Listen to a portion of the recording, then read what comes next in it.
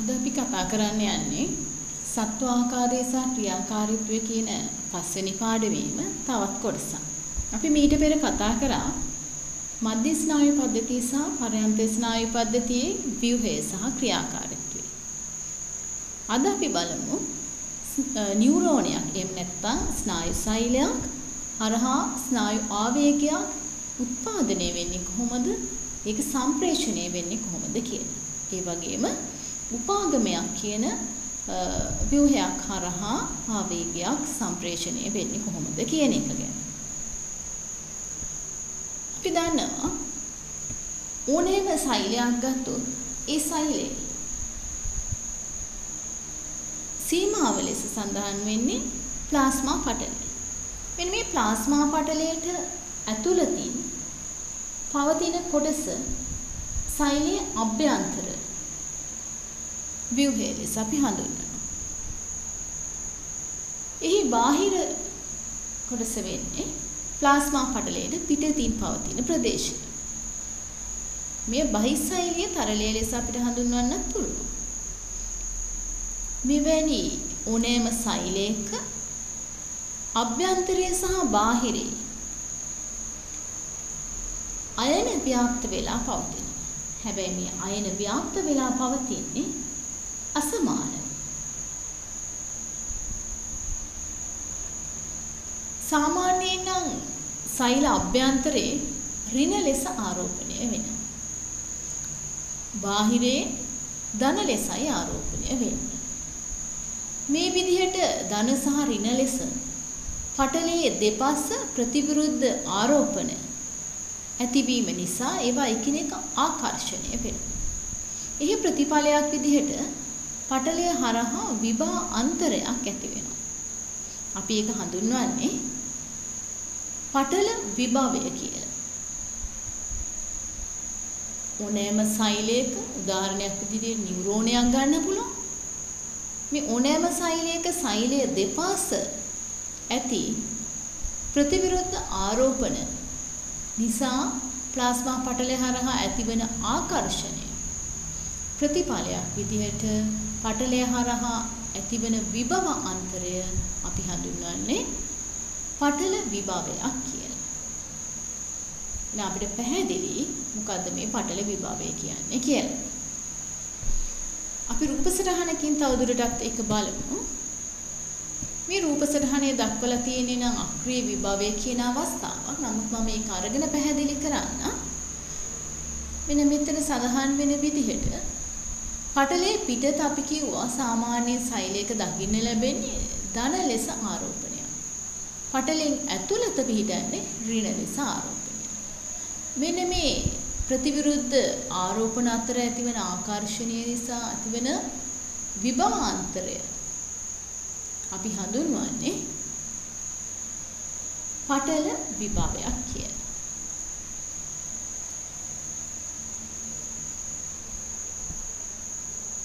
අපි තවත් වචනයක් ඉගෙන ගමු අක්‍රීය විභවය. මොකද්ද මේ අක්‍රීය විභවයක් කියලා කියන්නේ?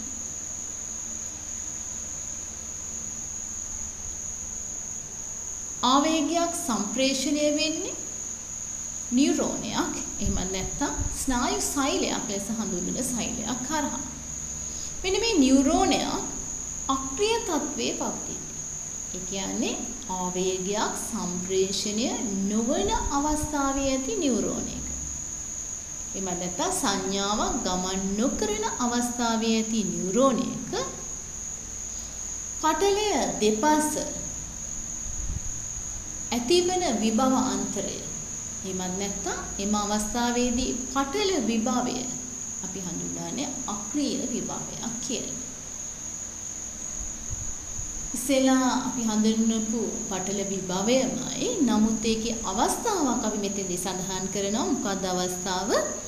නියුරෝනයක ආවේගයක් සන්නායනය නොවන විට. එහෙමත් නැත්නම් අපිට තව විදිහකින් කියන්න පුළුවන් අක්‍රීය තත්වයේ ඇති නියුරෝනයක් ඇතිවන පටල විභවය තමයි අපි හඳුන්වන්නේ අක්‍රීය විභවයක් කියලා. එහෙනම් අපිට මේ කියන විභවය ආවේගයක් සන්නායනය වෙන අවස්ථාවේදීත් කතා කරන්න පුළුවන්. අපි බලමු ඒක.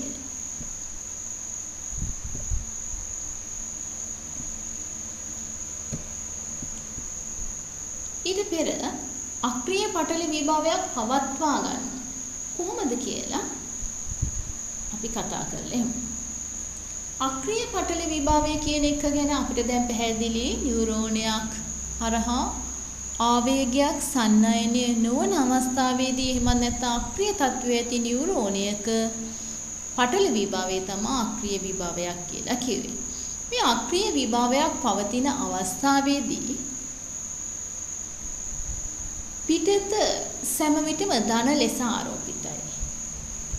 ඒ වගේමයි ඇතුළත ඍණ ලෙස ආරෝපිතයි. මේ රූප සටහනෙන් අපිට බලන්න පුළුවන්. මෙහි සඳහන් වෙලා තියෙන්නේ අක්ෂණයක ප්ලාස්මා පටලයේ දෙපස අයනවල ව්‍යාප්ත වෙලා තියෙන ආකාරය. එනම් පිටත ධන ලෙසත් ඒ වගේම ඇතුළත ඍණ ලෙසත් ආරෝපණය වෙලා පවතිනවා. මෙවැනි අක්‍රීය විභවයක් පවතින අවස්ථාවක එය පවත්වා ගන්න වැදගත් වෙන හේතු තුනක් තියෙනවා. ඒ හේතු තුන තමයි පළවෙනි එක නියුරෝනයේ පිටත හා ඇතුළත අයන සාන්ද්‍රණයන් ව්‍යාප්තිය. නියුරෝනයේ පිටත හා ඇතුළත අයන සාන්ද්‍රණයන්හි ව්‍යාප්තිය. ආවේගයක් ගමන් නොකරන අවස්ථාවේ පවතින නියුරෝනයක ඇතුළත පොටෑසියම් අයන සාන්ද්‍රණය සාමාන්‍යයෙන් ඉහළ අගයක් ගන්නවා. නමුත් එහි පිටත සෝඩියම් අයන සාන්ද්‍රණය තමයි ඉහළ වෙන්නේ. මීට අමතරව ප්ලාස්මා පටලයට ඇතුළතින් ක්ලෝරයිඩ් අයන ඒ වගේම අනිකුත් විශාල ඍණ අයන පවතින.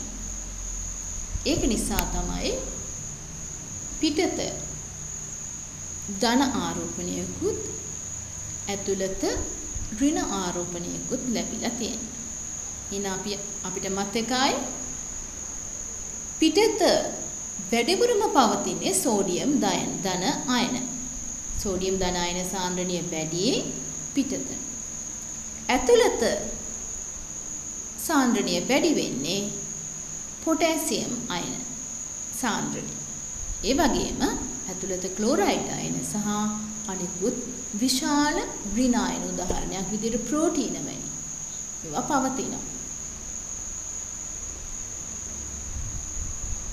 ඊළඟට දෙවෙනි කාරණේ තමයි සෝඩියම් ධන සහ පොටෑසියම් සඳහා ප්ලාස්මා පටලයේ පවතින වර්ණීය පාරගම්‍යතාවය. අපි දන්නවා ප්ලාස්මා පටලයේ වර්ණීය පාරගම්‍යතාවයක් තියෙන පටලයක්. නමුත් සෑම අයනයක් සඳහාම එක හා සමාන පාරගම්‍යතාවයක් නැහැ. සමහර අයන වලට ඇති පාරගම්‍යතාවය වැඩි අනිත් ඒවාට සාපේක්ෂව. මෙහිදී අපි කතා කරන්නේ සෝඩියම් සහ පොටෑසියම් අයන සඳහා ප්ලාස්මා පටලයේ පවතින වර්ණීය පාරගම්‍යතාවය. උත්තේජයකට ප්‍රතිචාරයක් වශයෙන් විවෘත වෙන්නයි වැසෙන්නයි හැකියාව තියෙන ප්ලාස්මා පටලය හා බැඳුණු නාලිකා පිහිටනවා.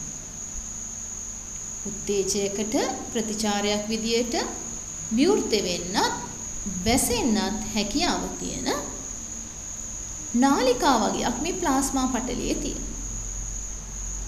එක ආකාරයක් තමයි සෝඩියම් නාලිකා. අනිත් ආකාරය තමයි පොටෑසියම් නාලිකා. සෝඩියම් නාලිකා වලින් ගමන් කරන්න අවස්ථාව තියෙන්නේ සෝඩියම් අයන වලට පමණයි.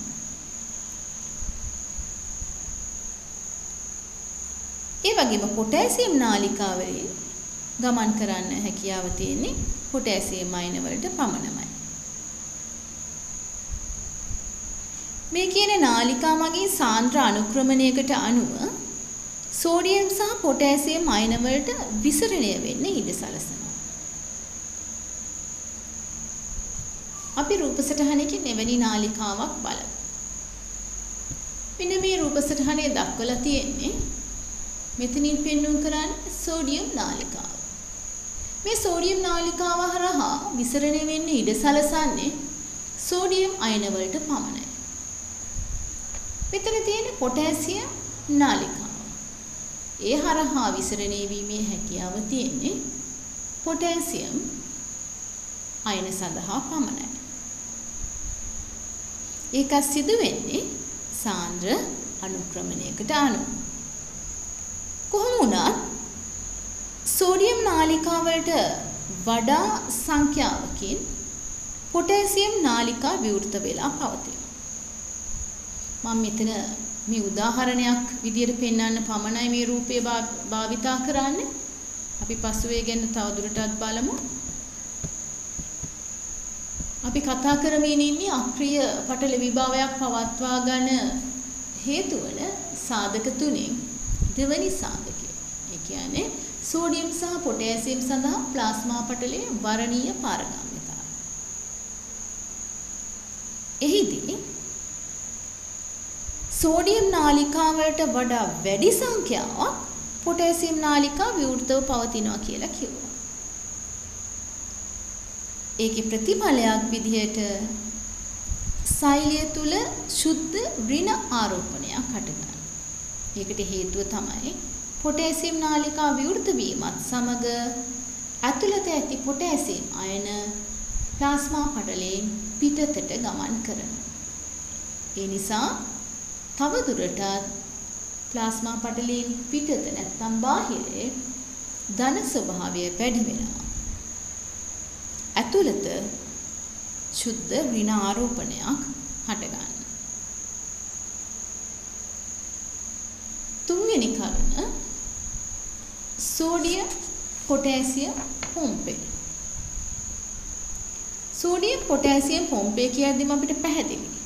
මෙහිදී ATP එමත් නැත්නම් ශක්තිය භාවිතා කරලා අයන සක්‍රියව පරිවහනය කිරීමක් සිදු කරයි. මෙහිදී සක්‍රිය ලෙස සෛලය තුලට පරිවහනය කරන සෑම පොටෑසියම් අයන දෙකක් සඳහාම සෝඩියම් ධන නැත්නම් සෝඩියම් අයන 3ක් සෛලයෙන් පිටතට පරිවහනය කරනවා. එනම් පොටෑසියම් ධන අයනයක් සෛලය තුලට ගමන් කරද්දී ඇතුළත සිට සෝඩියම් ධන අයන 3ක් පොටෑසියම් ධන අයන 2ක් සඳහා සෝඩියම් ධන අයන 3ක් පිටතට පරිවහනය කරනවා. මෙන්න මේ ක්‍රියාවලියත් පිටත ධන ලෙසත් ඇතුළත ඍණ ලෙසත් පටලයේ දෙපස විභවාන්තරයක් පවත්ත ගන්න අසමාකාරව අයන ව්‍යාප්තියක් සිදු කරන්න වැදගත් වෙනවා. එහෙනම් අපි මේ කතා කරේ අක්‍රීය පටලවල විභව පවත්වා ගන්න වැදගත් වෙන කරුණු තුන. මෙන්න මේ කියන කරුණු තුන හේතුවෙන් ආවේගයක් සන්නයන නොවන අවස්ථාවේ එහෙම නැත්නම් අක්‍රීය තත්වයේ ඇති නියුරෝනයක ඇති පටල විභවය එහෙම නැත්නම් අක්‍රීය විභවය පවත්වා ගන්න පුළුවන්. සාමාන්‍යයෙන් නම් අක්‍රීය නියුරෝනයක මේ අක්‍රීය විභවයේ අගය ඍණ 60ක් මිලිවෝල්ට් වල සිට ඍණ 80ක් මිලිවෝල්ට් දක්වා අගයක් ගන්න පුළුවන්. ඍණ 60යි මිලිවෝල්ට් සිට ඍණ 80යි මිලිවෝල්ට් දක්වා වෙන්න පුළුවන්. සාමාන්‍යයෙන් නම් බොහෝ විට අපි ඔකේ අගයක් ලෙස සැලකන්නේ ඍණ 70ක් කියන අගය. මීට පෙර රූප සටහනේ අපි දැක්කා අක්‍රීය විභවයක් තියෙන මේ වෝල් මීටරයේ තුල සඳහන් වෙන්නේ ඍණ 70ක් මිලිවෝල්ට් ලෙස.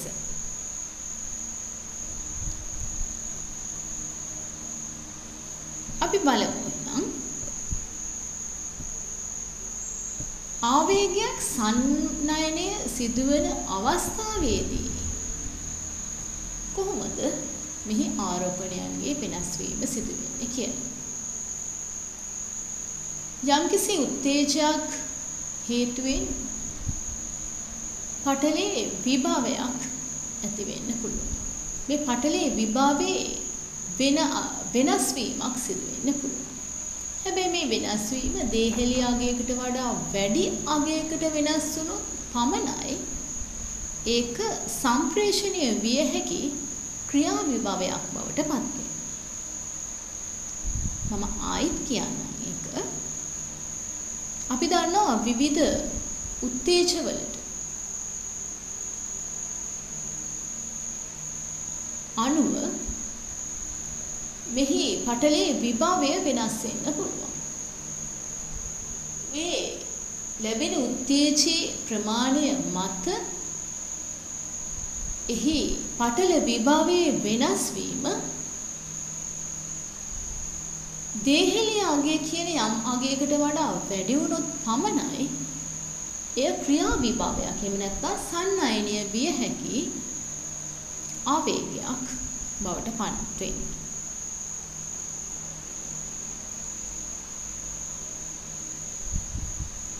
ක්‍රියා විභවයක් බවට පත් වෙනවා. බලන්නකෝ මේ රූප සටහන දිහා. දුර්වල උත්තේජයක් ලැබුණු අවස්ථාවක් මේ සඳහන් කරලා තියෙනවා. පළවෙනි රූප සටහන.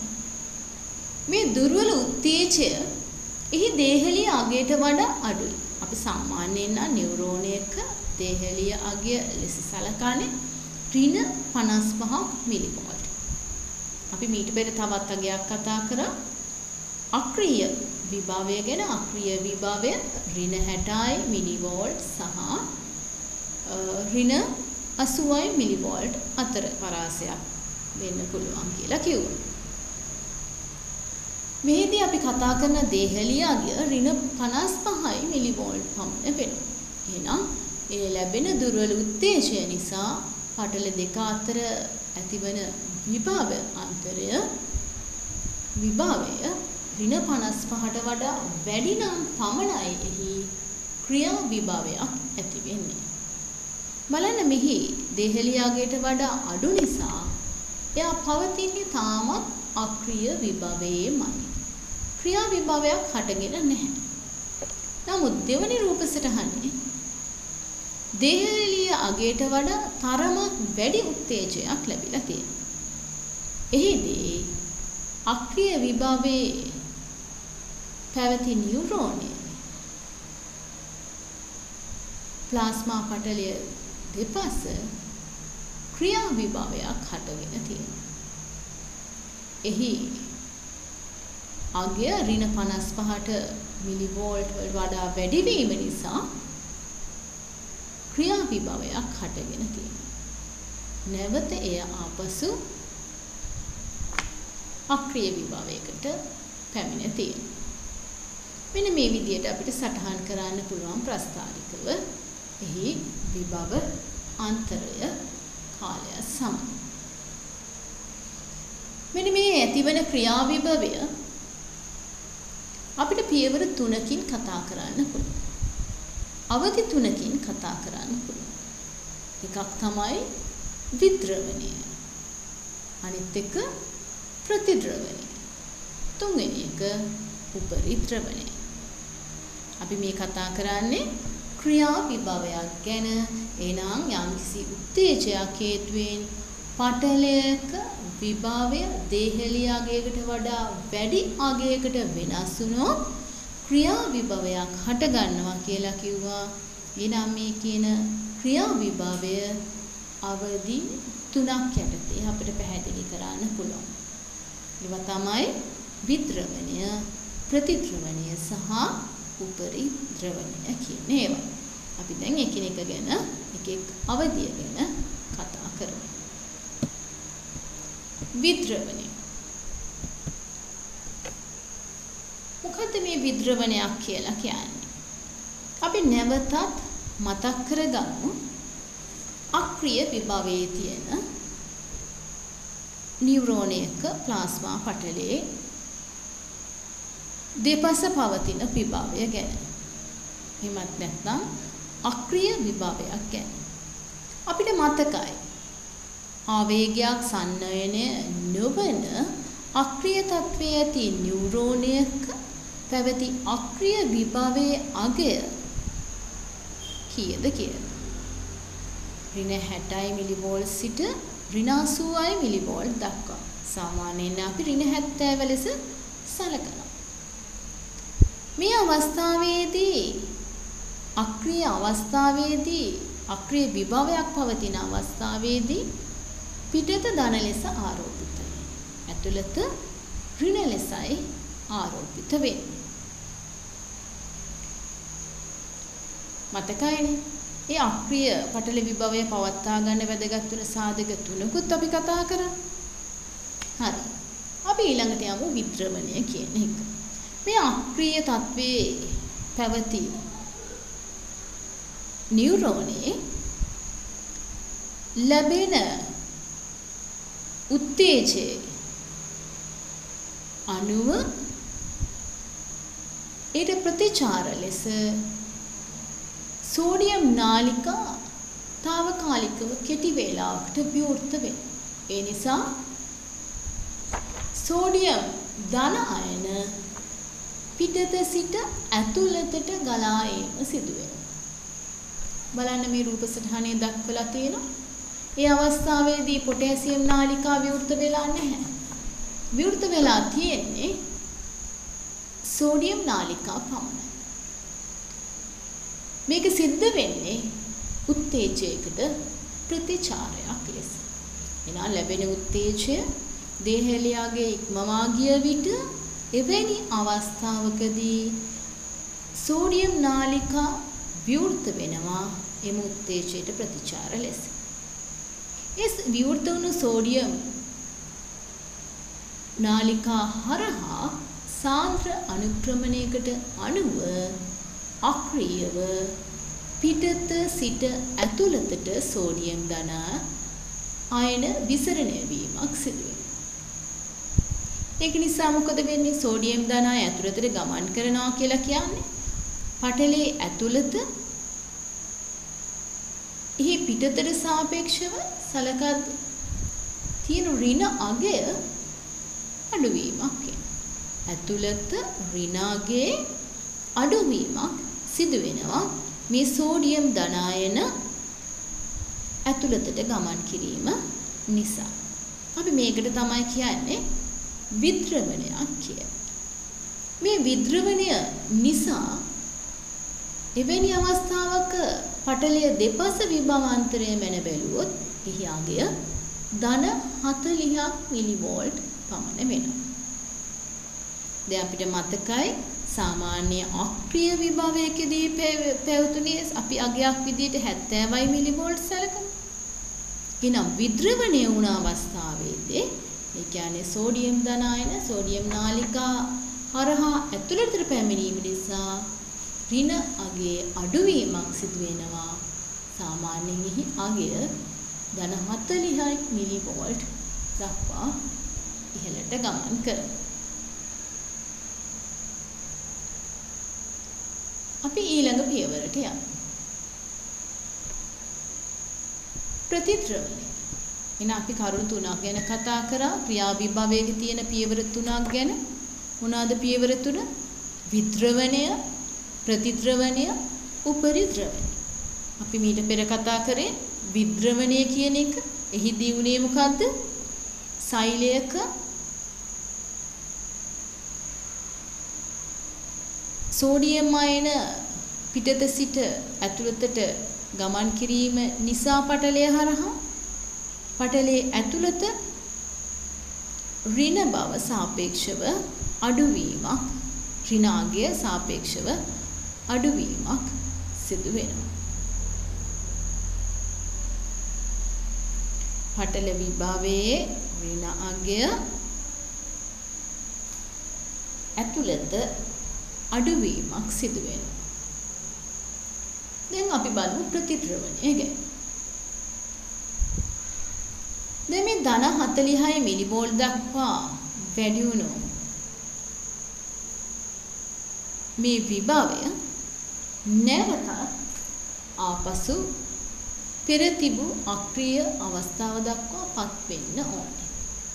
ඒ සඳහා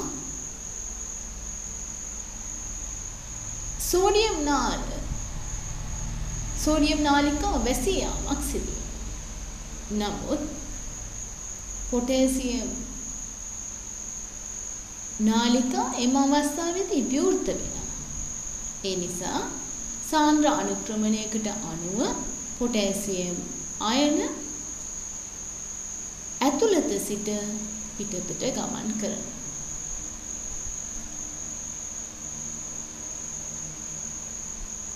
ඒ හේතුවෙන් නැවතත් ධන අයන පිටතට ගමන් කිරීම නිසා ඇතුළත ඍණ බව වැඩි වීමක් සිදු වෙනවා.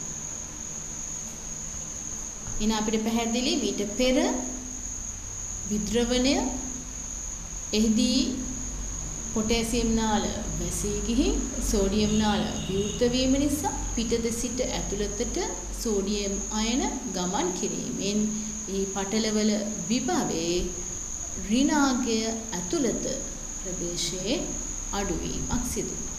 ප්‍රතිද්‍රවණයේදී උනේ සෝඩියම් නාලිකා වැසී යාමින් පොටෑසියම් නාලිකා විවෘත වීම නිසා පොටෑසියම් ධන අයන ඇතුළත සිට පිටතට විසරණය වෙනවා. ඒ නිසා ඇතුළත ඍණ බව වැඩි වීමක් සිදු වෙනවා. තුන්වෙනි පියවර උපරිද්‍රවණය. මොකද මේ උපරිද්‍රවණයක් කියලා කියන්නේ? සාමාන්‍යයෙන් නම් නැවත මුල තිබූ තත්වයට පත් වෙද්දී එන්න ඕනේ ඍණ 70ක් වැනි අගයක් දක්වා. නමුත් සෝඩියම් නාලිකා තව දුරටත් වැසී පවතින අතර පොටෑසියම් නාලිකා විවෘත වෙලා පවතින. ඒ නිසා පොටෑසියම් ධන අයන ඇතුළත සිට තව දුරටත් පිටතට ගමන් කිරීම නැත්නම් විසරණය වීම නිසා එහි ඇතුළත වඩාත් ඍණාගයක් ගන්නවා. එය මිලිවෝල්ට් ඍණ 70කට වඩා ඍණ 70යි මිලිවෝල්ට් වලට වඩා අඩු අගයකට පත් වෙනවා. ඉන් පසුව තමයි නැවත වරක් අක්‍රීය විභවයක් දක්වා ගමන් කරන්නේ. අපි ඒක බලමු ප්‍රස්ථාරයක් ඇසුරේ. විදාන ක්‍රියා විභවයක් ඇතිවීමේ ප්‍රධාන පියවර තුනයි නැවතත් මතක් කරගමු. විද්‍රවණය, ප්‍රතිද්‍රවණය, උපරිද්‍රවණය. මෙන්න මේ ක්‍රියා විභවයක මේ කලා එහෙම නැත්නම් අවධි තුනේදී ඒ ආරෝපණේ වෙනස් වීම නිසා ඇතිවන විද්‍යුත් විභවයේ වෙනස් වීම කාලයට අනුව ප්‍රස්ථාරගත කරලා තියෙනවා. එහි x අක්ෂයෙන් දක්වලා තියෙන කාලය මිලි තප්පර වලින්. y අක්ෂයේ දක්වලා තියෙන්නේ විද්‍යුත් විභවය මිලි වෝල්ට් වලින්. දැන් අපි ඊට පෙර කතා කරපු අපිට මතකයේ තියෙන අංගයන් ටිකක් ගැනමයි අපි කතා කරන්නේ. අපිට මතකයි මුලින්ම ආවේගය සන්නායනය නොවන අවස්ථාවේ ඇති විභවයට අපි කිව්වේ පටල විභවයට අපි කිව්වේ අක්‍රීය විභවයක් කියලා. මතකයි දෙකේ අගය. මම කිව්වා ඍණ 70ක් විතර කියලා. අපි සාමාන්‍යයෙන් නම් කියන්නේ ඍණ 60යි මිලිවෝල්ට් සිට ඍණ 80යි මිලිවෝල්ට් දක්වා අගයක් ගන්නවා කියලා. අතර අගයක්. නමුත් අපි ඒක සලකමු ඍණ 70යි මිලිවෝල්ට් ලෙස. එන අක්‍රීය විභවයේ පවතින මේ නියුරෝන ඉන්පසුව ලැබෙන උත්තේජය නිසා ඒ ආරෝපණ වල යම් වෙනස් වීමක් සිදු වෙනවා. එමගින් ඇතිවන විභවය දේහලියගේ ඉක්ම වූ පමණයි ඒ ක්‍රියා විභවයක් බවට පත් වෙන්නේ කියලා මම කිව්වා. බලන්න මෙන්න මේ අවස්ථාවේ තමයි උත්තේජය ලැබීම ආරම්භ වෙන්නේ. ඒ ලැබෙන උත්තේජය ක්‍රියාවිභවයක් බවට පත් වෙලා නැහැ. ඒක මේ ඍණ 55ක් කියන දෙහෙළිය අගය දක්වා පැමිණීමෙන් පසු එය ඉක්මවා යද්දී එය ක්‍රියාවිභවයක් ඇතිවීම ආරම්භ වෙනවා. කියන්නේ එහි පළවන පියවර වන විද්‍රවණය සිදු වෙනවා. එන අපිට මතකයි විද්‍රවණයේදී මොනවද උනේ කියලා. අපි නැවත මතක් කරගමු. විද්‍රවණයේ සිදු වුණේ සෝඩියම් නාල විවෘත වීමක් සිදු වුණා. නමුත් පොටෑසියම් නාල එම අවස්ථාවේදී වැසී පැවතුණා.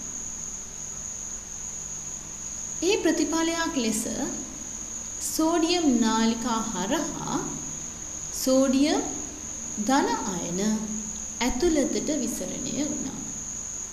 ඒ නිසා ඇතුළත පටල විභවයේ ඍණ අගයේ අඩුවීමක් සිදු වුණා. මම ඒ අවස්ථාවේදී කිව්වා ඍණ අගයේ අඩුවීම කොයිතරම් දක්වා ගමන් කරනවා කියලාද?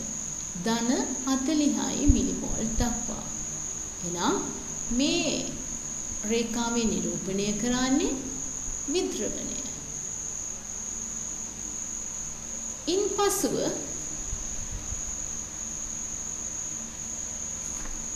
ක්‍රියාවිභවයක දෙවනි පියවර සිදු වෙනවා. ඒ කියන්නේ ප්‍රතිද්‍රවණය. ප්‍රතිද්‍රවණයේදී සිදු වූ මතකද දැන්? ප්‍රතිද්‍රවණයේදී සිදු වුණේ සෝඩියම් නාලිකා වැසෙනවා. ඒ නිසා සෝඩියම් ඇතුළතට ගමන් කිරීම වැළකෙනවා. නමුත් පොටෑසියම් නාලිකා විවෘත වීම නිසා ඇතුළත සිට පිටතට පොටෑසියම් නාලිකා ගමන් කරනවා. එමගින් එහි අගය වඩාත් ඍණ අගයක් දක්වා ගමන් කරනවා. මෙන්න මේ දක්වා සිදුවෙන ක්‍රියාවලිය අපි හඳුන්වන්නේ එහෙනම් ප්‍රතිද්‍රවණය කියලා. ඉන්පසුව තුන්වෙනි පියවරේ අපි කතා කරේ උපරිද්‍රවණය. බලන්න උපරිද්‍රවණයේදී පොටෑසියම් නාලිකා වැසෙන්නේ නැහැ. ඒක තවදුරටත් විවෘතයි. නමුත් සෝඩියම් නාලිකා වැසිලායි පවතී. එහෙනම් තවදුරටත් ඇතුළත සිට පිටතට පොටෑසියම් ධනායන ගමන් කරනවා. ඒ නිසා ඒ ඍණ අගය අක්‍රීය විභවයටත් වඩා අඩු අගයක් දක්වා. එනම් ඍණ 70ට වඩා වැඩි ඍණ අගයක් ගන්නවා. ඍණ අගය වැඩි. ඍණ 70ට වඩා අක්‍රීය විභවයේ පවතින ඕන අගයට වඩා වැඩි ඍණ අගයක් දක්වා එය ගමන් කරනවා. එය අපි හඳුන්වන්නේ උපරිද්‍රවණයක් ලෙසයි. ඉන්පසුව තමයි එය නැවතත් අක්‍රීය විභවයක් දක්වා පැමිණෙන්නේ. දැන් අපිට පැහැදිලි මේ රූප සටහනෙහි නැත්නම් මේ ප්‍රස්ථාරෙහි දක්වලා තියෙන දේ ගැන. අක්‍රීය විභවයක් උත්තේජය ලැබී දෙහෙළියගේ දක්වා ගමන් කර දෙහෙළියගේට වඩා වැඩි වූ විට ඒ විද්‍රවණය වීමක්, ඒ විද්‍රවණය වුණු ගෝණේ නැවත ප්‍රතිද්‍රවණය වීමක්, ඒ උපරිද්‍රවණයක් දක්වා ගමන් කර නැවතත් අක්‍රීය විභවයකට පැමිණීම. මෙන්න මේ අවස්ථාවේදී බලන්න ක්‍රියා විභවයක් ඇතිවීමෙන් පසුව නැවත එකවර අක්‍රීය විභවයක් දක්වා පැමිණෙන්නේ නැහැ. ඒ කියන්නේ ක්‍රියා විභවයකින් පසුව වහාම එය නැවත පෙර තිබූ තත්වයටම පත් වෙන්නේ නැහැ. එය පෙර තිබූ තත්වයටම පත්වී නැවතත් ආවේගයක් සම්ප්‍රේෂණය කරන්න සුදුසු මට්ටමට එහෙම නැත්නම් උත්තේජයකට අනුව මේ ක්‍රියා විභවයක් ආරම්භ කරන්න සුදුසු මට්ටමට නැවතපත් වීමට යම් කාලයක් ගත වෙනවා. මෙන්න මේ කාලය. අපි මේ කාලෙට කියන්නේ අනස්සව කාලයක් කියලා. මොකද්ද මේ අනස්සව කාලයක් කියලා කියන්නේ? අනස්සව කාලයක් සෝඩියම් නාලිකා අක්‍රිය වීම හේතුවෙන් ක්‍රියා විභවයකට වහාම පසුව ඇතිවන නියුරෝනයකට වෙනත් උත්තේජයක් සඳහා ප්‍රතිචාර දැක්වීමට නොහැකි වන කෙටි කාල පරාසය. අපිට පැහැදිලි මේ අවස්ථාවේදී ක්‍රියා විභවයකට වහාම පසුව ඇතිවන අවස්ථාවක්. නමුත් මේ අවස්ථාවේදී අක්‍රිය විභවයකටපත් නොවන නිසා නියුරෝනයකට වෙනත් උත්තේජයක් සඳහා ප්‍රතිචාර දක්වීමේ හැකියාව නැහැ. මේක ඉතා කෙටි කාල පරාසයක්. ප්‍රමාණය ගැන කිව්වොත් ඒක මිලි තප්පර 2ක්.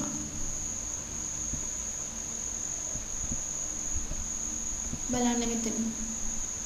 මේ කාලය මිලි තප්පර 2ක කාලයක්. මෙන්න මෙවැනි මිලි තප්පර 2ක කාලයක් තුල නැවතත් ක්‍රියා විභවයක් ඇති වුණු ස්ථානය අක්‍රිය විභවයක් දක්වා ගමන් නොකිරීම නිසා ඒ ඇතු ක්‍රියා විභවය ආවේගය නැවත ප්‍රත්‍යාවර්තනය වීම වළක්වනවා. නැවත ආපස්සට ගමන් කිරීම වළක්වනවා. ඒකේ වැදගත්කමක් තියෙනවා. මේ වැදගත්කම තමයි ස්නායු ආවේගයක් එක් දිශාවකට පමණක් ගමන් කිරීම එමගින් සිදු වෙනවා. මෙන්න මෙතනින් පැහැදිලි මේ අවස්ථාව අක්‍රිය විභවය. එන අක්‍රිය විභවයේදී ධන ලෙස පිටත ආරෝපිතයි, ඍණ ලෙස ඇතුළත ආරෝපිතයි. මේ ක්‍රියා විභවයක් ඇති වෙනවා.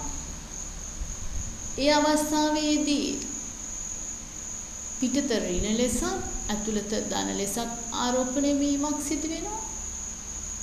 ඉන්පසුව නැවත එම ස්ථානයේ පෙර තිබූ තත්වයට පත් වෙලා තියෙනවා. නමුත් අපි දන්නවා මෙය නැවත එකවර ඒ තත්වයට පත් වෙන්නේ නැහැ. උපරිද්‍රවණයකට ගිහිලා නැවත අනස්සව කාලය කියන කාලයකින් පසුව තමයි මේ කියන තත්වයට පත් වෙන්නේ.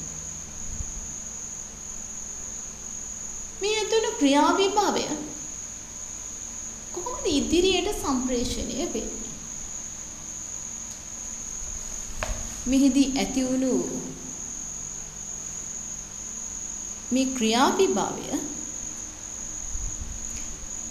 ස්ථානීය විද්‍යුත් පරිපත ඇති කිරීම මගින් ඉදිරියට සම්ප්‍රේෂණය වෙනවා.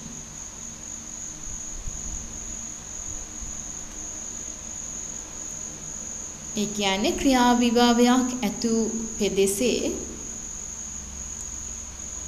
සිට ඊට වහාම ඉදිරියෙන් ඇති ප්‍රදේශයට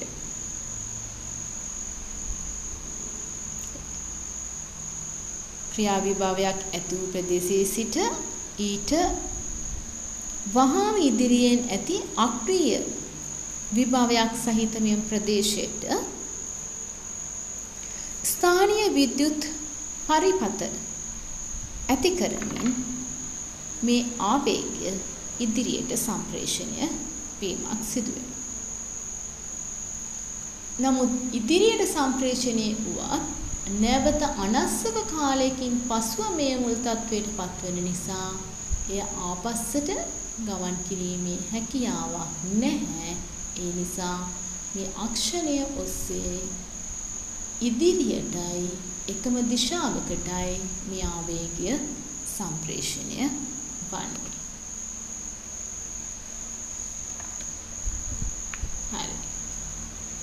දැන් අපි කතා කරා අක්‍රීය විභවයක් කියන්නේ මොකක්ද? අක්‍රීය විභවයෙන් පසුව ක්‍රියා විභවයක් ඇති වෙන්නේ කුමන ආකාරයෙන්ද? ක්‍රියා විභවයේ ප්‍රධාන අවධි තුනක් යටතේ කතා කරා. විද්‍රවණය, ප්‍රතිද්‍රවණය සහ උපරිද්‍රවණය කියන අවස්ථා. ඒකම අනස්සව කාලය කියන විශේෂ කාලයක් ගැනත් අපි කතා කරා. අපි බලමු ක්‍රියා විභවයේ සන්නයන. එහෙම නැත්නම් ස්නායු ආවේගයක් කියන්නේ මොකක්ද කියලා. අපිට පැහැදිලි. අක්ෂණයක් ඔස්සේ ගමන් කරන ක්‍රියා විභව ශ්‍රේණියකට තමයි ස්නායු ආවේගයක් කියලා කියන්නේ. ඇති වුණු ක්‍රියා විභවයක් එක් ස්ථානයක සිට ඊට වහාම ඉදිරියෙන් නැති අක්‍රීය විභවයක් පවතින ස්ථානයක් දක්වා ස්ථානීය විද්‍යුත් පරිපථ ඇති කර ගනිමින් සම්ප්‍රේෂණය වේ. මෙන්න මේ විදිහට අක්ෂණය ඔස්සේ ගමන් කරන ක්‍රියා විභව ශ්‍රේණියකට තමයි අපි කියන්නේ ස්නායු ආවේගයක් කියලා. අපි මතක තියාගන්න ඕනේ ස්නායු ආවේගයක් යනු කොමක්ද කියලා අහුවොත් ඒට නිවැරදි පිළිතුරක් දෙන්න. ඊළඟ ක්‍රියා විභවයක් ජනනය වන්නේ සෝඩියම් අයන අක්ෂණයේ ස්ථානයකට ඇතුළතට ගැනීම. ඔව් අපිට ඒ ක්‍රියාව මතකයි. අපි ඒකට කිව්වේ විද්‍රවණය කියලා. මතකයිනේ. දේහලියාගේ ඉක්මවා ගිය උත්තේජයක් මගින් ක්‍රියා විභවයක් ජනනය කරනවා. ඒදී මුලින්ම උනේ සෝඩියම් නාලිකා විවෘත වී පිටත සිට ඇතුළතට සෝඩියම් අයන විසරණය වී. ඒ තමයි ක්‍රියා විභවය ජනනය වන අවස්ථාව. අපි ඒකට කිව්වේ ඒ අවධියට කිව්වේ විද්‍රවණය කියලා. ඊළඟට මේ ආරම්භක ස්ථානය ප්‍රතිද්‍රවණය වන අතරතුර ක්‍රියා විභවය නාබද ස්ථානයකට පැතිරෙනවා. අපි ඒ ගැනත් කතා කරා. ආරම්භක ස්ථානය නැවත මුල තිබූ තත්වයට එහෙම නැත්නම් ප්‍රතිද්‍රවණය වෙද්දී මොකද වෙන්නේ? ඊට ආබදව පවතින ස්ථානය දක්වා ස්ථානීය විද්‍යුත් පරිපථ ඇති කරමින් ඒ ක්‍රියා විභවය ඉදිරියට සම්ප්‍රේෂණය වෙනවා. විද්‍රවණය ප්‍රතිද්‍රවණය ක්‍රියාවලිය අක්ෂණය ඔස්සේ පුනරාවර්තනය වෙන්න පුළුවන්. ඒ කියන්නේ නැවත නැවත ඇති වෙන්න පුළුවන්. මේ විදිහට සාමාන්‍යයෙන් ස්නායු සෛලයක නියුරෝනයක අක්ෂණය ඔස්සේ එකම දිශාවකට ක්‍රියා විභවයක් නැත්නම් ක්‍රියා විභව ශ්‍රේණියක් එහෙමත් නැත්නම් ආවේගයක් සම්ප්‍රේෂණය වෙනවා. සන්නයනය වෙනවා. කොහොමද මේ සන්නයනයේ වේගය වැඩි කරගන්නේ? මේක වැඩි කරන්න පුළුවන් අවස්ථා දෙකක් තියෙනවා. ඒ අවස්ථා දෙක තමයි එකක් අක්ෂරී විස්කම්භය වැඩි කිරීම මගින්. අපිට මතකයි ශාලක නියුරෝනික ව්‍යුහය. සෛල දේහය අනුශාකිකා ඒකාකාර විස්කම්භයක් සහිත අක්ෂණයක් තිබුණා. මේ අක්ෂණයේ විස්කම්භය වැඩි වුණොත් ආවේගයක් සන්නයනය වීමේදී ඇතිවන ප්‍රතිරෝධය අඩු වෙනවා.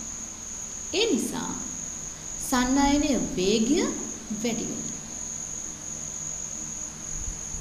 අක්ෂණයේ විස්කම්භය වැඩි වෙද්දී සන්නයන වේගය වැඩි වීමක් සිදු වෙනවා.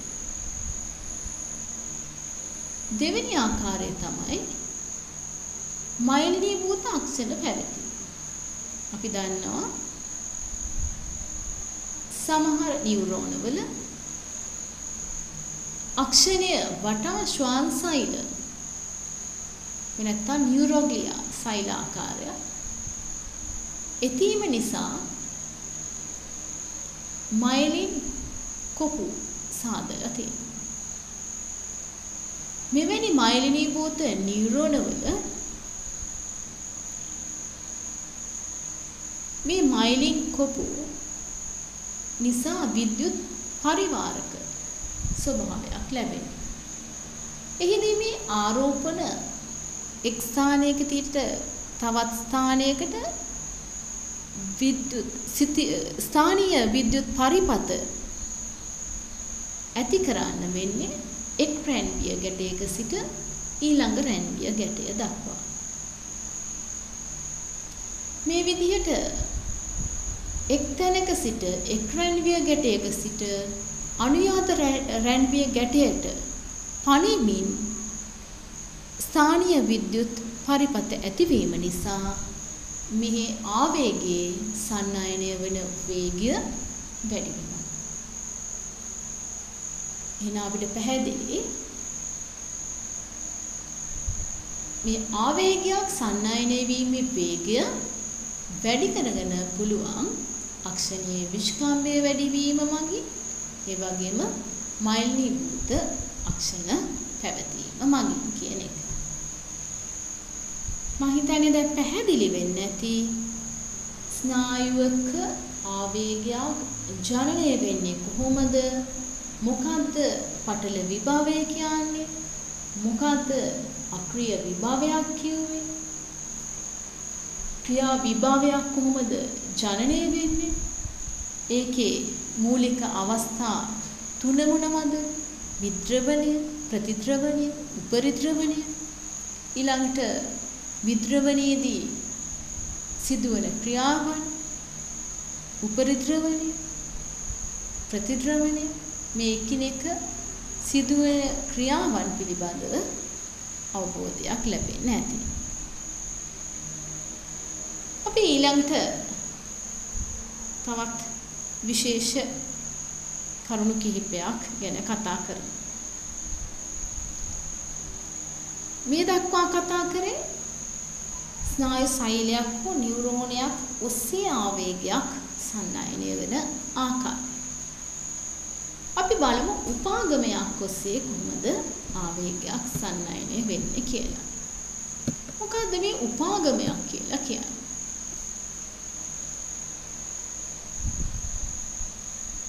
උපාගමයක් කියලා කියන්නේ සෛල දෙකක් අතර පවතින කුඩා හිඩැසක්.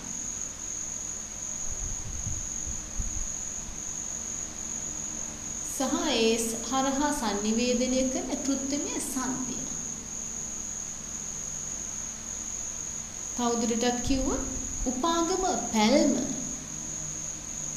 ලෙස හඳුන්වන පටු හිඩැසක් හරහා නියුරෝනයක්. එහෙම නැත්නම් අපිට ඒකට කියන්න පුළුවන් පූර්ව උපාගම සෛලයක්. වෙනත් පශ්චෝපාගම සෛලය සමග sannivedanaya සිදු කරන කෘත්‍යමය සංදිය.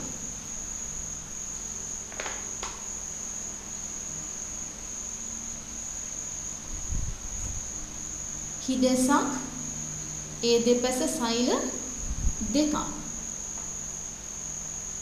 මුලින්ම පවතින සෛලයට අපි කියන්නේ එක නියුරෝනයක් වෙන්න පුළුවන්. ඒක නියුරෝනයක්. අපි ඒ නියුරෝන සෛලය හඳුන්වන්නේ පූර්ව උපාගම සෛලය කියලා. ඉන්පසුව උපාගම පැල්ම ලෙස හඳුන්වන පටු හිඩැසක් පවතිනවා. ඉන්පසුව පවතින සෛල පශ්ච උපාගම සෛලය ලෙස හඳුන්වනවා. මෙවැනි කොටස් වලින් සමන්විත sannivedanaya සිදු කරන කෘත්‍යමය සංදියකට තමයි උපාගමයක් ලෙස හඳුන්වන්නේ. අපි රූප සටහනකින් තවදුරටත් පැහැදිලි කරගමු. බලන්න මේ රූප සටහන දෙස. අර අපි ඉස්සෙල්ලා කිව්වා වගේ අක්‍රීය විභවයක පැවතුණු නියුරෝනයක ලැබෙන උත්තේජය නිසා ක්‍රියා විභවයක් ඇති වෙලා ඒ ක්‍රියා විභවය ස්නායු ආවේගයක් ලෙස අක්ෂණයේ ඔස්සේ සම්ප්‍රේෂණය වෙනවා. සන්නයනය වෙනවා. මේ ඊතලෙන් දක්වලා තියෙන්නේ පටලය හරහා ක්‍රියා විභවයක් ලෙස සන්නයනය වෙන ස්නායු ආවේගය. එනම් මේ දක්වලා තියෙන නියුරෝන සෛලය පූර්ව උපාගම සෛලය ලෙස හඳුන්වනවා. මේ පූර්ව උපාගම සෛලයත් එහි සිට ඒ ආවේගය නැවත ලබා ගනු ලබන යාබදව පවතින සෛලය පශ්චෝපාගම සෛලය ලෙසත් හඳුන්වනවා. මේ පවතින්නේ උපාගම හිඩැස. උපාගම පැල්ම ලෙසත් එය හඳුන්වනවා. පූර්ව උපාගම සෛලයක්, පශ්චෝපාගම සෛලයක්, ඒ වගේම උපාගම පැල්ම ලෙස හඳුන්වන පටු හිඩැසක් මේ හරහා sannivedanaya සිදු කරන්න වැදගත් වෙන මෙවැනි කෘත්‍යමය සංධියකට අපි හඳුන්වන්නේ උපාගමයක් ලෙසයි. මෙන්න මේ කොටස උපාගමයක් ලෙස හඳුන්වනවා. මේ උපාගමයක පූර්ව උපාගම සෛලයේ පවතින පටලය අපි හඳුන්වන්නේ පූර්ව උපාගම පටලය ලෙස. පශ්ච උපාගම සෛලයේ පවතින පටලය හඳුන්වන්නේ පශ්ච උපාගම පටලය කියලා. මේ පූර්ව උපාගම සෛලයේ ලෙස හඳුන්වන නියුරෝනයක අක්ෂණයේ කෙළවර ශාකනය වේ. එහි උපාගම කුඩුම්බි ලෙස හඳුන්වන මදක් විස්තරණය වූ කලාප අපිට දකින්න පුළුවන්. ඒ ප්‍රදේශයේ මයිටොකොන්ඩ්‍රියා බහුලයි. ස්නායු සම්ප්‍රේෂක අන්තර්ගත ආශයිකා බහුලව දකින්න පුළුවන් මේ ප්‍රදේශයේ. ඒ කියන්නේ පූර්ව උපාගම සෛලයේ එම නැත්තම් නියුරෝනේ. පශ්චෝපාගම සෛලයේ පවතින පශ්චෝපාගම පටලයේ මෙම ස්නායු සම්ප්‍රේෂක ප්‍රතිග්‍රහණය කරන්න විශේෂ ප්‍රතිග්‍රාහක පවතිනවා. මේ ප්‍රතිග්‍රාහක සමග ස්නායු සම්ප්‍රේෂක අංශු වලට පැමිණ සම්බන්ධ වෙන්න පුළුවන්. මෙන්න මේ වගේ. මෙතනක් දක්වලා තියෙන මේ වගේ අවස්ථාවක්. ස්නායු සම්ප්‍රේෂකය අයන නාලිකාව සමග බැඳිලා. එනම් පශ්චෝපාගම පටලයේ මෙවැනි ස්නායු සම්ප්‍රේෂක ප්‍රතිග්‍රාහක දකින්න පුළුවන්. මං හිතන්නේ දැන් පොඩි අවබෝධයක් එන්න ඇති මොකද්ද මේ උපාගමයක් කියන්නේ කියලා. එනම් උපාගම පැල්මලම් වූ පටු හිදෙසක් හරහා නියුරෝනයක් පශ්චෝපාගම සෛලය සමග sannivedanaya කරනු ලබන කෘත්‍යමය සංධියක් තමයි උපාගමයක් ලෙස හඳුන්වන්නේ. මෙම උපාගම ආකාර දෙකක් හඳුන ගන්න පුළුවන්.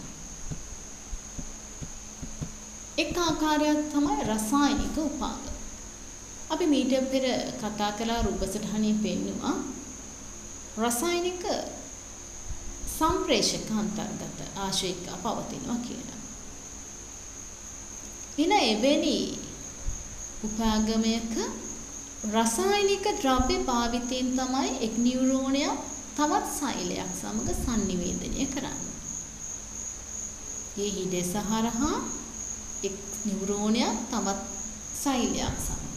ඒ කියන්නේ පූර්ව උපාගම සෛලය පශ්ච උපාගම සෛලය සමග sannivedanaya සිදු කරන්නේ රසායනික ද්‍රව්‍ය භාවිතේ නම් එවැනි උපාගම අපි හඳුන්වනවා රසායනික උපාගම කියලා. නමුත් සමහර නියුරෝන අතර සංනිවේදනයේට එයා රසායනික ද්‍රව්‍ය භාවිතා කරන්නේ නැහැ. එවැනි ඒවල ඍජුවම විද්‍යුත් සම්බන්ධතාවයන් නැති වෙනවා. මේ ඍජු විද්‍යුත් සම්බන්ධතාවයන් හරහා සංනිවේදනය වෙනවා නම් එවැනි සංදියකට අපි කියන්නේ විද්‍යුත් උපාගමයක් කියලා. දැන් පැහැදිලි වෙන්නේ නැති රසායනික උපාගම හා විද්‍යුත් උපාගම ලෙස ආකාර දෙකක් තියෙනවා කියලා.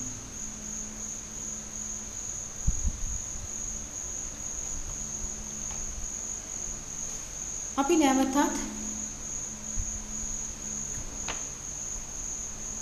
උපාගමයක් රූප සටහන නිරීක්ෂණය කරමු.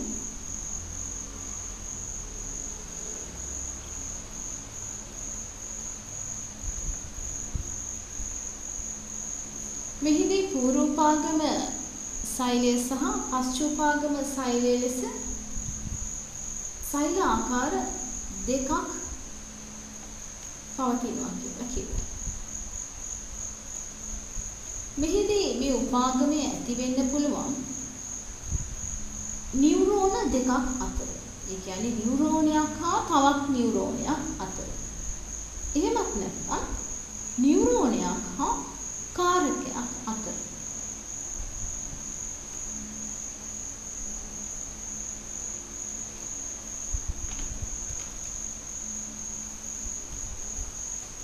සමහර අවස්ථාවල පශ්ච උපාගම සෛලය ලෙස තවත් නියුරෝනයක්, පේශියක්, නියුරෝනයක සෛල දේහයක්, ග්‍රන්ථියක් ක්‍රියා කරන්න පුළුවන්. ආයෙත් මම කියන්නම්. අපි දන්නවා පූර්ව උපාගම සෛලය ලෙස ක්‍රියා කරන්නේ නියුරෝනයක්. එනම් එහි පූර්ව උපාගම පටලය වෙන්නේ උපාගම කුඩුම්බිය වටා පවතින පටලය. පශ්චෝපාගම සෛලය ලෙස ක්‍රියා කරන්න පුළුවන් ආකාර කිහිපයක් තියෙනවා. එකක් තමයි තවත් ඒ වගේම නියුරෝන. එම නියුරෝනයේ අනුශාකිකාවක් හෝ සෛල දේහයක් අතර වෙන්න පුළුවන්. ඒ වගේම මේ පශ්චෝපාගම පටලය ලෙස ක්‍රියා කරන්නේ පේශියක් හෝ ග්‍රන්ථියක් වෙන්න පුළුවන්. මෙවැනි උපාගමයක් හරහා ආවේගයක් සම්ප්‍රේෂණය තසන්නයනය වන ආකාරය ගැන අපි කතා කරමු. එහිදී අපි සලකන්නේ රසායනික උපාගමක ව්‍යුහය.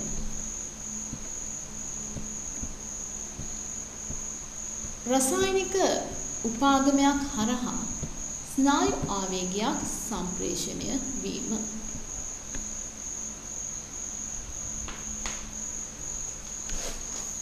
මෙහිදී මුලින්ම සිදුවෙන්නේ පූර්ව උපාගම නියුරෝනයේ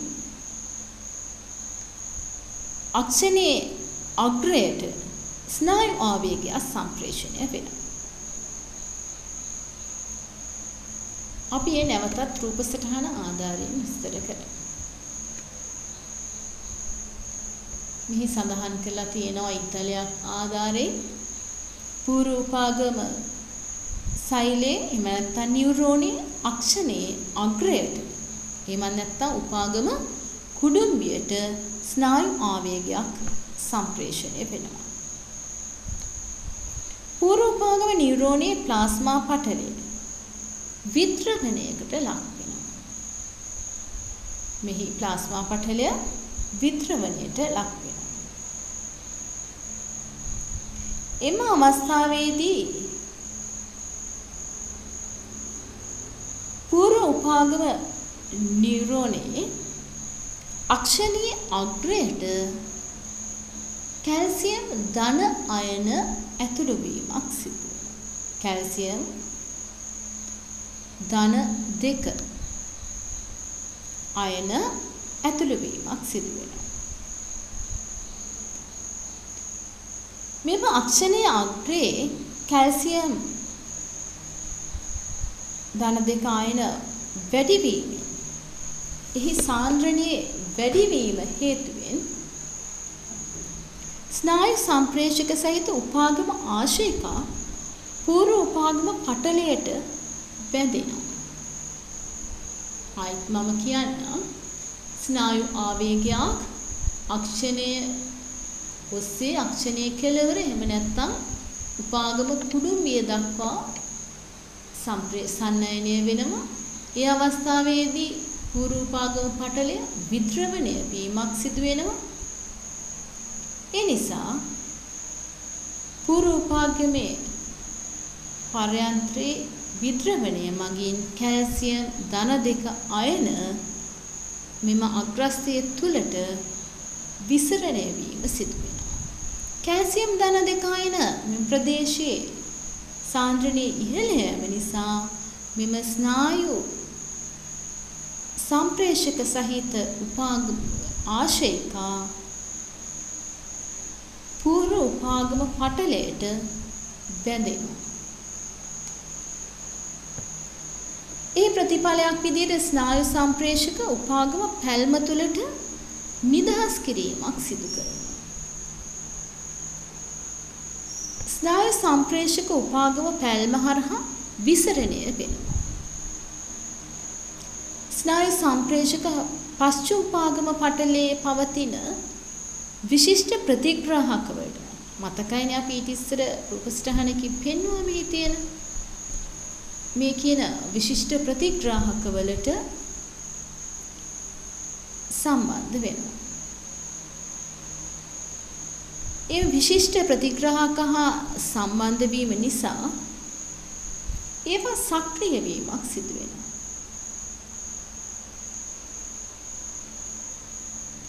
බොහෝ වෙලාවට අපිට දකින්න ලැබෙන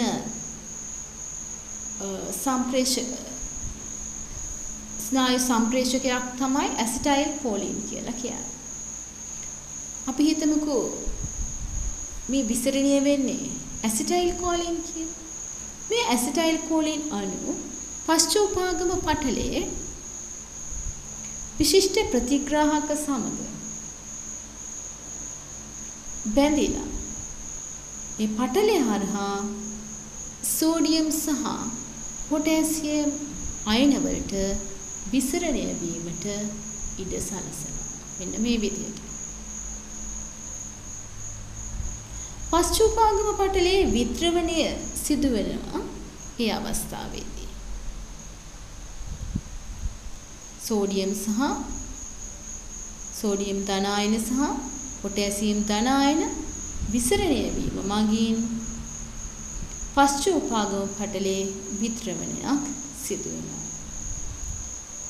එම අවස්ථාවේදී ක්‍රියා විභවයක් කරා ළඟා වෙනවා. එන අපිට පැහැදිලි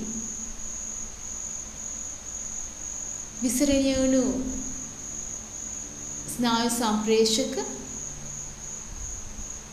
පශ්චෝපාගම පටලයේ ඇති ප්‍රතිග්‍රාහක සමග බැඳී ඒවා සක්‍රිය කර සෝඩියම් සහ පොටෑසියම් අයන වලට විසරණය වීමට ඉඩ සලසනවා. ඒ ඉඩ සැලසීම නිසා පශ්චෝපාගම පටලය විද්‍රවණයක් සිදු වෙලා එහි ක්‍රියා විභවයක් හට ගැනීම සිදු වෙනවා. මේ දිගින් දිගටම එකම ආකාරයෙන් මේ ආවේගය සම්ප්‍රේෂණය වීම සිදු වෙන්නේ නැහැ. මේ ස්නායු ආවේගයේ පශ්චෝපාගම සෛලයට ගමන් කිරීමෙන් පසු ඒ තවදුරටත් ගමන් කිරීම නතර කරනවා. ඒ කරන ක්‍රම දෙකක් තියෙනවා. පළවෙනි ක්‍රමය තමයි ස්නායු සම්ප්‍රේෂක එන්සයිම මගින් ජල විච්ඡේදනය කරනවා. මේ උපාගම හිදැසට නිදහස් කරන ලද ස්නායු සම්ප්‍රේෂක එන්සයිම මගින් ජල විච්ඡේදනය කරනවා. උදාහරණයක් ලෙස අපි සැලකුවේ ඇසිටයිල් කොලින්. ඇසිටයිල් කොලින් එස්ටරේස් කියන එන්සයිම උපයෝගී කරගෙන ඒ ජල විච්ඡේදනය කරනවා. ඒ නිසා තවදුරටත් මේ ආවේගය ගමන් කිරීම නතර වෙනවා. දෙවෙනි ක්‍රමය තමයි පූර්ව උපාගම පර්යන්තයේ තුළට ස්නායු සම්ප්‍රේෂක නැවත ප්‍රතිග්‍රහණය කිරීමක් කරනවා. මේ පවතින ස්නායු සම්ප්‍රේෂක අංශු නැවත වරක් මේ පූර්ව උපාගම පර්යන්තයේ තුළට ප්‍රතිග්‍රහණය කිරීම. ඔන්න ඔය කියන ක්‍රම දෙක මගින් දිගින් දිගටම නැවතත් පශ්චෝපාගම සෛලය දක්වා මේ ආවේග සන්නායනය වීම වැළැක්වීමක් සිදු කරනවා. ඉතින් මම හිතන්නේ පැහැදිලි වෙන්නේ නැති කොහොමද මේ අක්ෂණය ඔස්සේ ගමන් කර ස්නායු ආවේගයක් ඉන්පසුව ඒ ස්නායුවේ අග්‍රයේ සිට පශ්චෝපාගම සෛලයක් දක්වා ගමන් කරන්නේ කියන එක. එනම් උපාගමයක් කරා ආවේග සන්නායනය සිදුවෙන ආකාරය.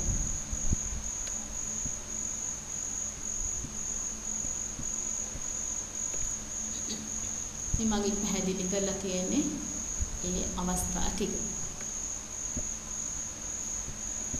අපි බලමු මොකක්ද ස්නායු සම්ප්‍රේෂකයක් කියන්නේ කියලා.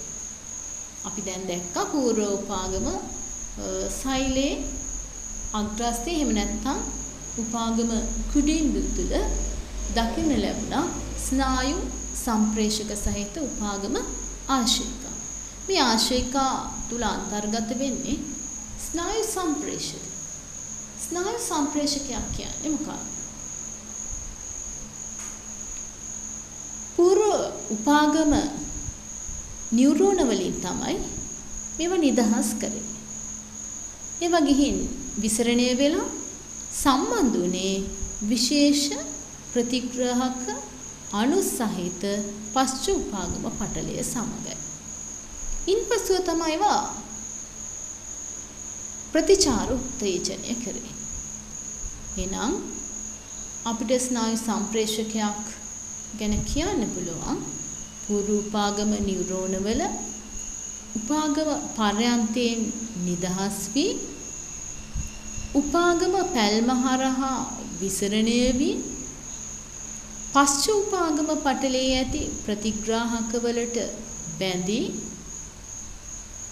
ප්‍රතිචාරයක් උත්තේජනය කරන අණු ස්නායු සම්ප්‍රේෂක කියලා. හරිම සරලයි අපිට මතක තියාගන්නත් ලේසි. පූර්වෝපාගම නියුරෝනයෙන් පර්යන්තයේ නිදහස් කරනවා. ඊපසු ඒක උපාගම පැල්ම හරහා විසරණය වෙනවා. ඊපසුව පශ්චෝපාගම පටලයේ විශේෂ ප්‍රතිග්‍රාහක සමග බැඳිලා ප්‍රතිචාරයක් උත්තේජනය කරනවා. මේ සඳහා වැදගත් වෙන අණු ස්නායු සම්ප්‍රේෂක. මොනවද මේ ස්නායු සම්ප්‍රේෂක වලට උදාහරණ? සුලභම ස්නායු සම්ප්‍රේෂක වර්ග කීපයක් සඳහන් කරලා තියෙනවා. ඇසිටයිල් කොලින් බහුලවම අපි කතා කරන ස්නායු සම්ප්‍රේෂක. සමහර ඇමයිනෝ අම්ල, ජෛව ජනන ඇමීන, නියුරෝපෙප්ටයිඩ්, සමහර වායුන් වර්ගත් මේකට අයිති. තවත් වර්ග තියෙනවා. නොරෆිනෙෆ්‍රින්, එෆිනෙෆ්‍රින්, වගේ සමහර ඇමීන වර්ග අයිති. අපි ඊළඟට බලමු ප්‍රතීක ඡාපයක් කියන්නේ මොකක්ද? ප්‍රතීක ක්‍රියාවක් කියන්නේ මොකක්ද කියලා. ප්‍රතීක ඡාපය. අපි දන්නා ස්නායු පද්ධතියේ ව්‍යුහමය ඒකකය වෙන්නේ නියුරෝනය. ස්නායු සෛලය.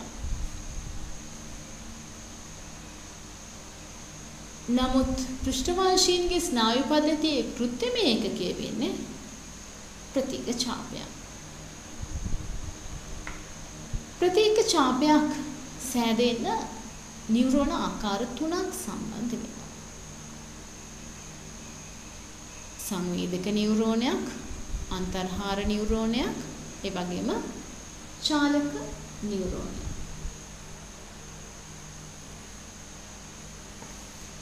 සංවේදක නියුරෝනයේ සංවේදක ප්‍රතිග්‍රාහක අවයවයේ සිට මධ්‍ය ස්නායු පද්ධතිය වෙතටයි ආවේග සම්ප්‍රේෂණය කරන්නේ. අපි ඒක රූප සටහනක් වගේ තවදුරටත් බලමු. මෙතන දක්වලා තියෙන ප්‍රතීක ඡාපය. බලන්න ඔයගලන්ට පැහැදිලි ඇති. ප්‍රතිග්‍රාහකයේ සිට සංවේදක නියුරෝනය හරහා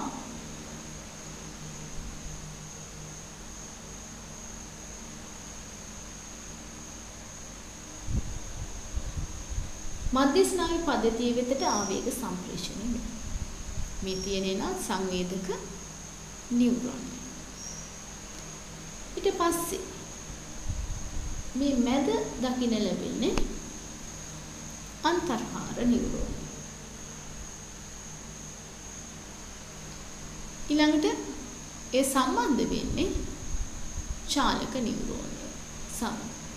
එනවා චාලක නියුරෝනයේ කාර්ය අපිට පැහැදිලි මධ්‍ය ස්නායු පද්ධතියේ සිට කාරකය දක්වා ස්නායු ආවේග සම්ප්‍රේෂණය කරන එක. මෙන්න මේ කියන සංවේදක නියුරෝනයක්, අන්තර්හාර නියුරෝනයක්, චාලක නියුරෝනයක් කියන කොටස් තුනකින් හැදුණු අපි ප්‍රතීක ඡාපයක් ලෙස හඳුන්වනවා. මේ තමයි පෘෂ්ඨවංශීන්ගේ ස්නායු පද්ධතියේ කෘත්‍රිමය ඒකකය වෙන්නේ. සංවේදක නියුරෝනයේ සංවේදක ප්‍රතිග්‍රාහක අවයවයේ සිට මධ්‍ය ස්නායු පද්ධතිය වෙතට ආවේග සම්ප්‍රේෂණය කරනවා. චාලක නියුරෝනයෙන් මධ්‍ය ස්නායු පද්ධතියේ සිට කාරකය. කාරකය කියලා කියන්නේ පේශියක් වෙන්න පුළුවන්, ග්‍රන්ථියක් වෙන්න පුළුවන්. එවැනි ව්‍යුහයක් වෙතට ආවේග සම්ප්‍රේෂණය කරනවා.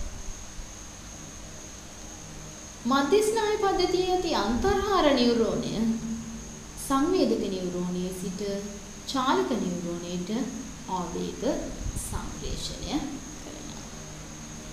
දැන් අපිට පැහැදිලි මොකද්ද මේ ප්‍රතීක ඡාපයක් කියන්නේ කියලා. අපි තවත් වචනයක් එක්කම තියෙනවා අපිට කතා කරන්න. ඒ ප්‍රතීක ක්‍රියාව. ප්‍රතීක ක්‍රියාවන් අපිට හොඳට මතකයි. බලන්න මතක් කරගන්න අත උණුසුම් දෙයක් හා ගැටුණ වෙලාවට ශනිකව අත ඉවතට ගන්න. ඒ වගේම තමයි ඇසට දුවිල්ලක් ඇතුළුණු වහාම කඳුළු නිපදවීම සිදු වෙනවා. අපි ඇස පියාගන්න.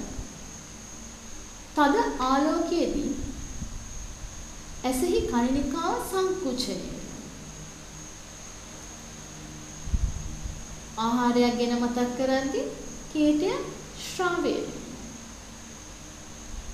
මෙන්න මේ වගේ උත්තේජය සඳහා අනිච්ඡානික ෂණිකව ඉබේම ඇතිවන ප්‍රතිචාරයන් වලට අපි කියන්නේ ප්‍රතීක ක්‍රියාවක් කියලා. එහෙනම් අපි අලුත් දේවල් ගොඩක් ඉගෙන ගත්තා. ස්නායු ආවේගයන් ජනනය වෙන්නේ කොහොමද කියන එක, කොහොමද ඒක සම්ප්‍රේෂණය වෙන්නේ නියුරෝනයක් කරහා, ඒ වගේම උපාගමයක් කරහා සම්ප්‍රේෂණය සිදුවන ආකාරය ගැන විශේෂ වචන කිහිපයක් කතා කරා. පටල විභවයක් කියන එක ඕනෑම සෛලයක ප්ලාස්මා පටල දෙපස පවතින ප්‍රතිවිරුද්ධ ආරෝපණ නිසා ඒ අතර ඇතිවන ආකර්ෂණීය ප්‍රතිඵලයක් ලෙස ඇතිවන විභවාන්තරය අපි පටල විභවයක් කියලා කියනවා. මම නැවතත් ඒ ටික මතක් කරගෙන යන්න අක්‍රීය විභවයක් ගැන කතා කරනවා.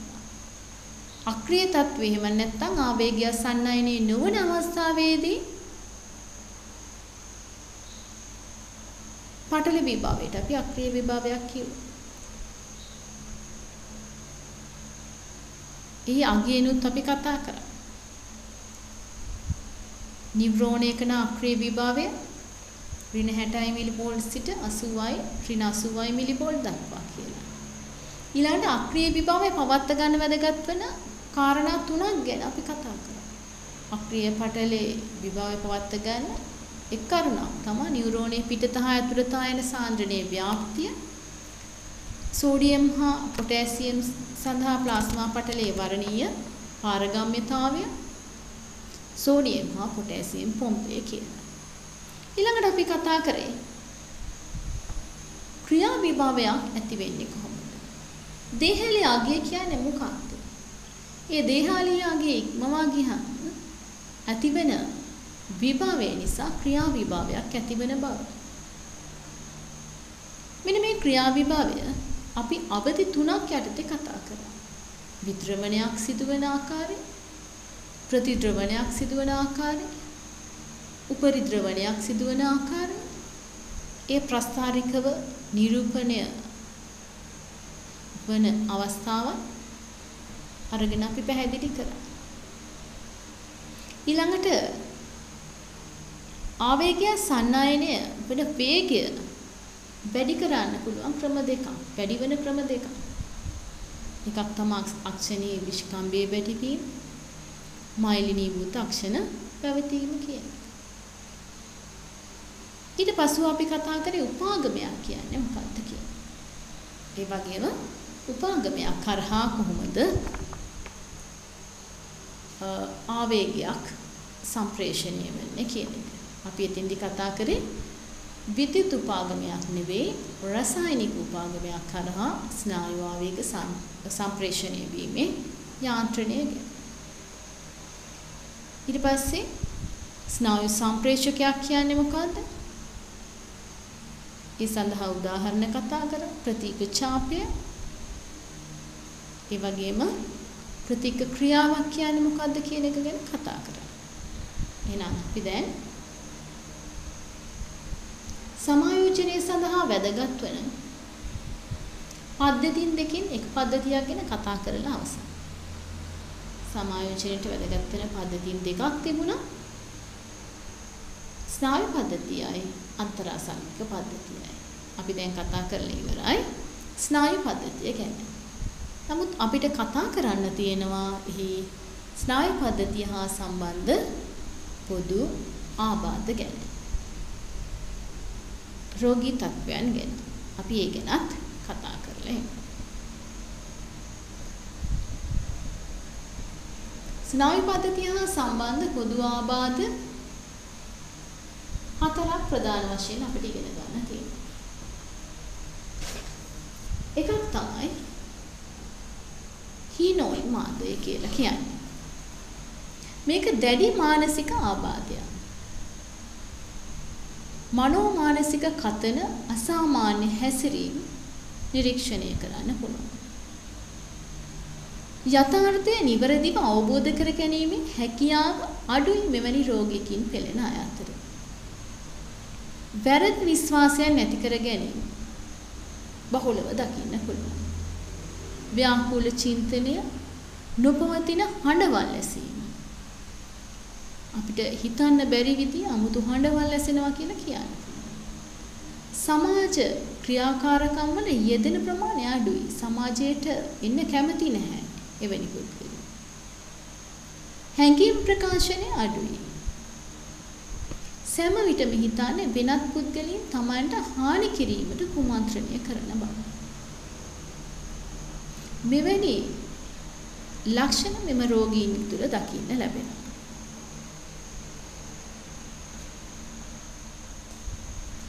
ස්නායු සම්ප්‍රේෂක විදිහට ඩොපමයින් භාවිතා කරන ස්නායුක මාර්ගවල මෙම ආබාධය මගින් බලපෑම් කරන බවට තමයි සාක්ෂි ලැබිලා තියෙන්නේ. ඒ අපි කතා කරේ හීනෝන් මාධ්‍ය ගැන. දෙවෙනි ආකාරය ඔයගොල්ලෝ හොඳට අහලා තියෙනවා. විෂාදය. එහෙම නැත්නම් අපි ඒකට තවත් විදිහකින් කියන ડિප්‍රෙෂන් කියලා. මොළයේ ස්නායු සම්ප්‍රේෂක මට්ටම වෙනස් වීම. ප්‍රවේණික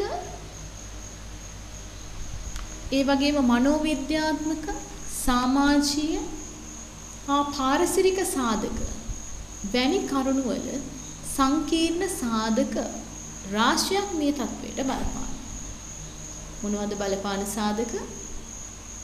මොළයේ ස්නායු සම්ප්‍රේෂක මට්ටම් වල වෙනස් වීම, ප්‍රවේණීය, මනෝවිද්‍යාත්මක, සමාජීය, පාරිසරික සාධක වගේ කරුණු.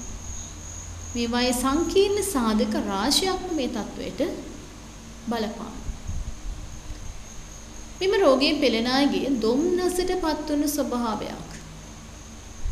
ඒ වගේම නිදා ගැනීම, ආහාර රුචිය හා ශක්ති මට්ටම් වල අසාමාන්‍ය ස්වභාවයක් පෙන්වු කරනවා.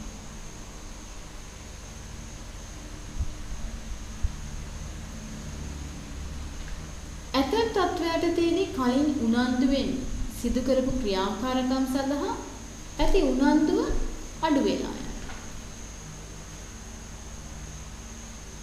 සමහර අවස්ථාවලදී අන්තවාදී මනෝගතිය ඇති වෙනවා.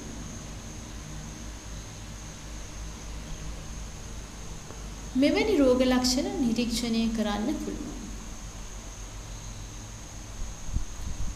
නමුත් මොළයේ සමහර ස්නායු සම්ප්‍රේෂකවල ක්‍රියාකාරීත්වය වැඩි කිරීම මගින් ඵලදායි ප්‍රතිකාර ක්‍රම පවතිනවා. ඒක වැදගත්.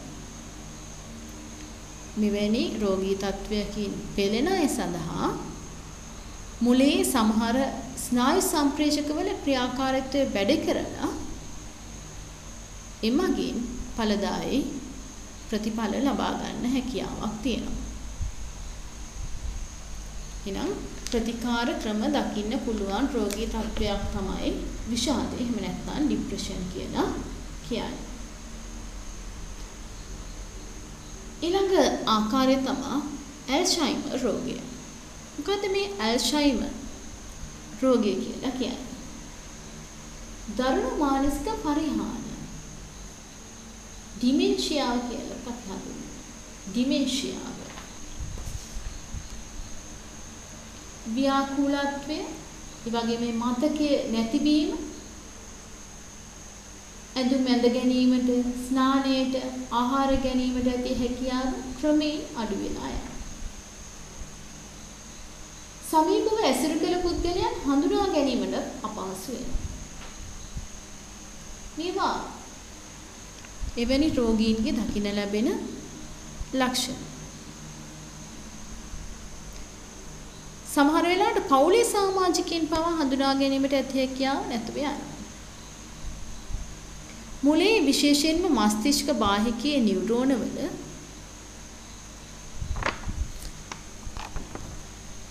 අප්‍රත්‍යාවර්තී හායනයක් නිසා මෙවැනි මානසික ක්‍රියාකාරීත්වයේ පරිහානියක් සිදු වෙනවා කියලා දැනට සොයාගෙන තියෙනවා. බහුලව මේ රෝගය බලපාන්නේ වයස්ගත පුද්ගලයන්ට. ඊට අමතරව ප්‍රවේණික සාධකත් මේ සඳහා හේතු වෙනවා.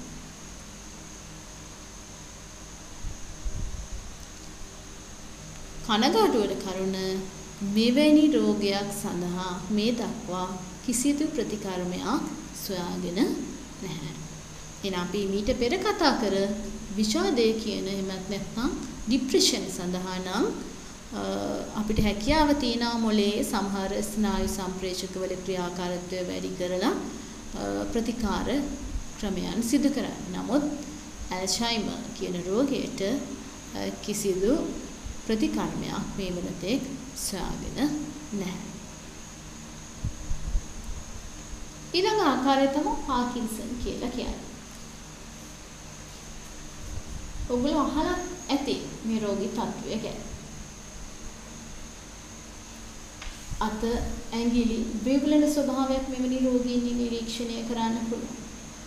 ක්‍රමයෙන් වැඩිවන චාලක ආබාධය.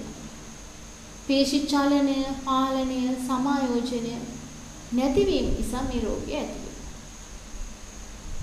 මෙම රෝගීන්ගේ චලන සෙමින් සිදුවෙන්නේ. චලන ආරම්භ කරන්න අපහසුයි. සමතුලිතතාවය දුර්වලයි.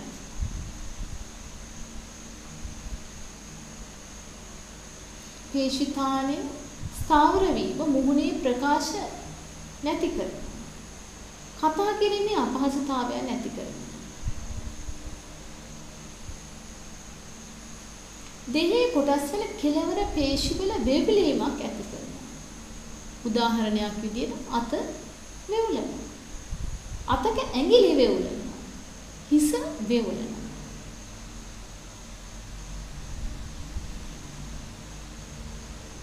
මොළයේ මැදි මොළයේ හා පාදීය ගැන්ඩියාවල නියුරෝනවල ඩොපමින් ස්නායු සම්ප්‍රේෂක නිදහස් වීම ක්‍රමයෙන් පරිහානි වීම මෙය රෝගයට හේතුවක් ලෙස හඳුන්වගෙන තියෙනවා.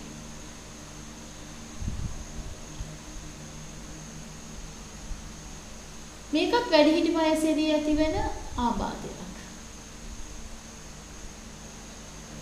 අපි මීට පෙර කතා කරපු ඇල්සයිමර් රෝගයත් වැඩිහිටි වයසේදී තමයි රෝග ලක්ෂණ පෙන්වන්න කරන්නේ. ඒ වගේම තමයි පාකින්සන් රෝගයත් වැඩිහිටි වයසේදී ඇතිවන ආබාධය. ඒ වගේම මේ සඳහා ප්‍රවේණික සාධක හේතු වෙනවා. ප්‍රතිකර්ම තියෙනවා. නමුත් ඒ තියෙන පාලනය සඳහා පමණයි. නමුත් මේ රෝගියා සුව කරන්න හැකියාවක් නැහැ.